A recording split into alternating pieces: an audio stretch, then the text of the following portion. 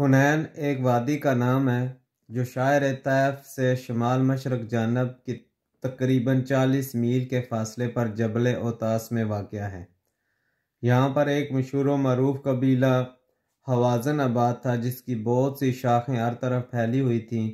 یہ قبیلہ تیر اندازی میں بڑی مہارت رکھتا تھا۔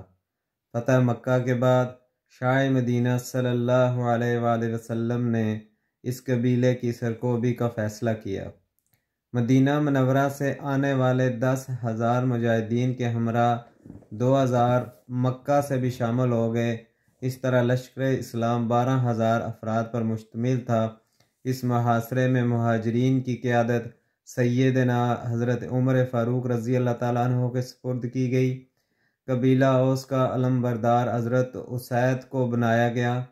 قبیلہ خزرج کی سربراہی مشترکہ طور پر حضرت سعد بن عبادہ رضی اللہ تعالیٰ عنہ کے سپرد کی گئی اور حضرت خالد بن ولید رضی اللہ تعالیٰ عنہ کو قبیلہ بنو سلیم کا سالار مقرر کیا گیا۔ شاہ امم سلطان مدینہ صلی اللہ علیہ وآلہ وسلم اسلام کی قیادت کرتے ہوئے 10 شوال 8 ہجری بروز منگل بوقت شام مقام حنین پر پہنچ گئے۔ بنو سلیم کو عظیم جرنیل حضرت خالد بن ولید رضی اللہ تعالیٰ عنہ کی قیادت میں مقدمۃ الجیش کے طور پر پہلے روانہ کیا گیا۔ مقابلہ میں دشمن کی تعداد 4,000 تھی۔ یہ صورتحال دیکھ کر مجاہدین کے حوصلے بلند ہو گئے اور وہ اپنی فتح کو یقینی سمجھنے لگے۔ تائید ازدی اور نصرت الہی کی بجائے افرادی قوت کی بنا پر حصول فتح کا خیال ان کے نہاں خانہ میں سما گیا۔ اللہ سبحانہ تعالیٰ کو یہ انداز پسند نہ آیا جس کی وجہ سے لشکر اسلام کو پہلے مرحلے پر پریشانی کا سامنا کرنا پڑا۔ قرآن مجید میں اس منظر کو سورۃ توبہ آیت نمبر 36 میں ایسے بیان کیا گیا ہے، اور اللہ نے بہت سے مواقع پر تمہاری مدد کی، اور حنین کے دن جب کہ تم اپنی کثرت پر ناز تھا تو وہ تمہارے کچھ کام نہ آئی، اور زمین باوجود فراغی کہ تم پر تنگ ہو گئی، پھر تم پیٹھ پھیر کر بھاگے۔ پھر اللہ نے رسول اور مومنین پر تسکین نازل کی اور فرشتوں کے لشکر اتارے جنہیں تم نہیں دیکھتے تھے، اور عذاب دیا ان لوگوں کو جنہوں نے کفر کیا، اور یہی سزا ہے کافروں کی۔ قبیلہ حوازن اور قبیلہ ثقیف کے تجربہ کار جنگجو گات لگائے اپنی کمین گاہوں پر بیٹھے ہوئے تھے۔ جو ہی حضرت خالد بن ولید رضی اللہ تعالیٰ عنہ ہراول دستے کو لے کر آگے بڑھتے ہوئے دشمن کی زد میں آئے تو مد مقابل نے مجاہدین پر تیروں کی بچھاڑ کر دی جس سے ان کے پاؤں اکھڑ گئے۔ دشمن نے موقع غنیمت جانتے ہوئے ایک اور زوردار حملہ کیا جس سے پورے لشکر اسلام میں بھگدڑ مچ گئی۔ اونٹ اور گھوڑے اپنے سواروں سمیت جدھر منہ ہوا سرپٹ دوڑ نکلے۔ شاہ مدینہ صلی اللہ علیہ وآلہ وسلم کے ہمراہ صرف چند مجاہدین میدان میں باقی رہ گئے۔ آپ عزم و استقلال کا مظاہرہ کرتے ہوئے بآواز بلند پکارنے لگے، میں اللہ کا نبی ہوں، اس میں کوئی شک نہیں، میں عبد المطلب کا فرزند ہوں، چشم بینا سے دیکھ لو میں میدان میں ڈٹا ہوا ہوں، بھاگنے والا نہیں۔ حضرت عباس رضی اللہ تعالیٰ عنہ درد بھرے انداز میں مجاہدین کو پکار پکار کہہ رہے تھے، اے انصار و مہاجرین، شاہ امم سلطان مدینہ صلی اللہ علیہ وآلہ وسلم کے قدموں میں واپس چلے آؤ، کہاں بھاگے جا رہے ہو؟ اللہ کا رسول تمہیں بلا رہا ہے، ادھر آؤ، واپس پلٹو۔ حضرت عباس رضی اللہ تعالیٰ عنہ کی گرجدار آواز سن کر مجاہدین واپس پلٹے اور والہانہ انداز میں لبیک یا رسول اللہ کا نعرہ مستانہ لگاتے ہوئے رسول اکرم صلی اللہ علیہ وآلہ وسلم کے پاس حاضر ہوئے۔ مجاہدین نے نئے جوش و ولولے کے ساتھ اپنی منتشر قوت کو مجتمع کر کے دشمن پر ایک زور حملہ کیا جس کی تاب نہ لاتے ہوئے دشمن تیزی سے پسپا ہونے لگا۔ دیکھتے ہی دیکھتے میدان کارزار کا نقشہ بدل گیا۔ عظیم جرنیل حضرت خالد بن ولید رضی اللہ تعالیٰ عنہ اپنی کاٹدار تلوار کے ذریعے دشمن کی صفوں کو چیرتے ہوئے مسلسل آگے بڑھنے لگے۔ جو بھی آگے آیا وہ ان کی تیغ کے وار سے بچ نہ سکا۔ جذبہ جہاد سے سرشار ہو کر میدان جنگ میں دشمنوں پر یوں چپٹ رہے تھے جیسے کوئی بپھرا ہوا شیر اپنے مرغوب شکار پر حملہ آور ہو۔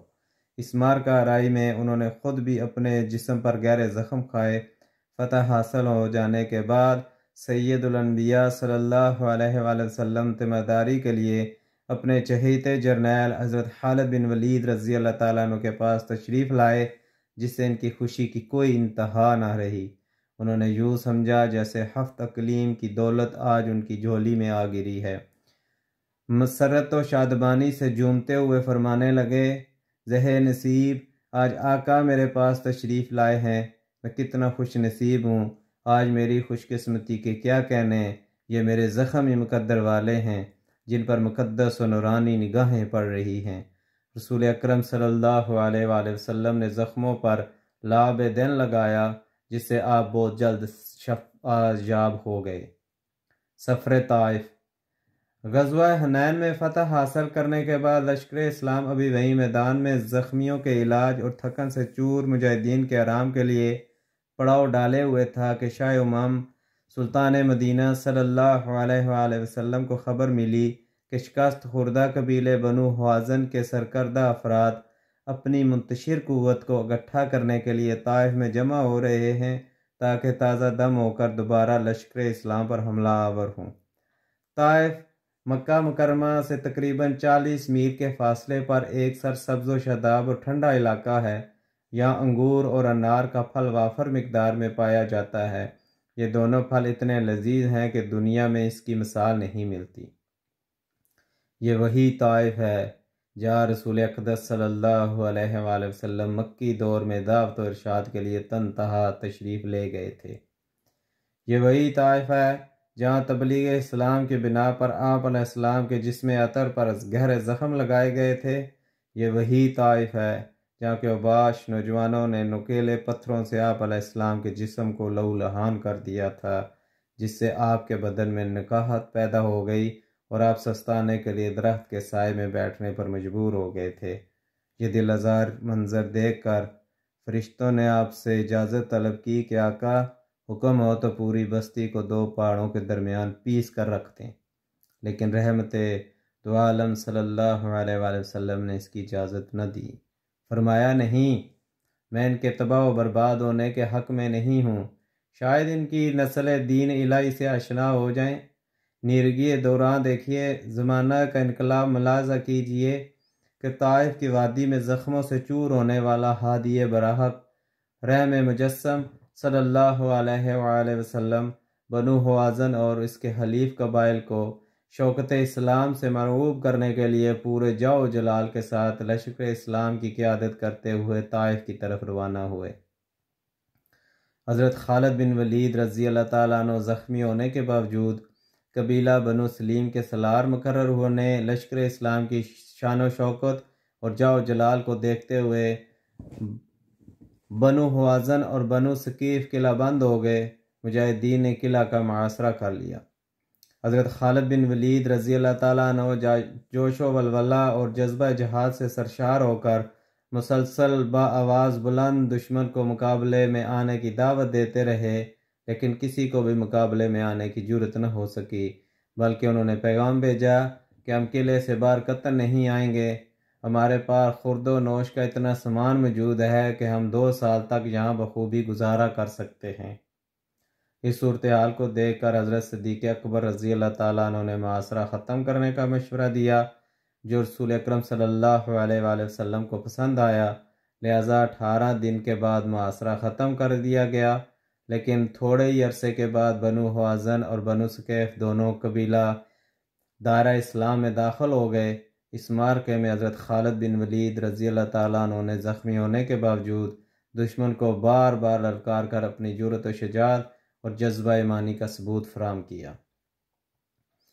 قبیلہ بنو مستلیق قبیلہ بنو خزاعہ کی شاخ تھا۔ یہ قبیلہ تقریباً 2 صدی ہجری میں اسلام قبول کر چکا تھا۔ زکوٰۃ وصول کرنے کے لیے سلطان مدینہ صلی اللہ علیہ وآلہ وسلم نے ولید بن عقبہ کو ان کے پاس بھیجا۔ جب یہ وہاں پہنچے تو قبیلے کے سردار استقبال کے لیے باہر آئے۔